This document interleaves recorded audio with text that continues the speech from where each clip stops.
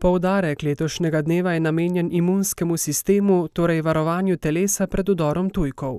Ob tej priložnosti so izdali knjižico 3 avtoric, v kateri lahko najdemo koristne informacije in nasvete, tudi glede tega, kdo lahko posega po izdelkih, ki dvigujejo imunost.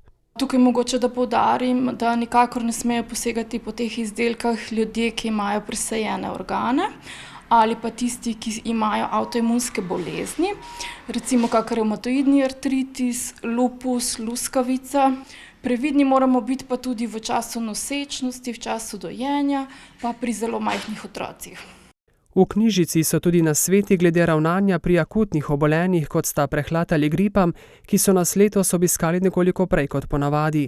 Preprečimo jih lahko? Tisto, kar že vsi govorimo, zdrav življenjski slog, torej da jemo raznoliko. Mogoče poudarimo, da ne smemo pozabiti na spanec. Opažamo, da današnji ljudje oziroma zaposleni res premalo spimo. Poleg tega sta priporočljiva še rekreacija in sprostitev. Sicer pa je bila aprila opravljena raziskava o navadah Slovencev pri izbiri izdelkov za krepitev imunskega sistema. Skoraj 40% ljudi za krepitev odpornosti izbira prehranska dopolnila z vitamini, minerali in aminokislinami.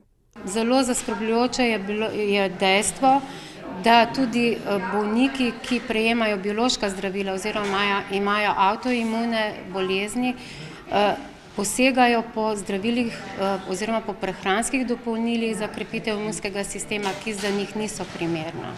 Zato se morajo ti bolniki izogibati izdelkov iz ameriškega slamnika in pa z beta-glukani.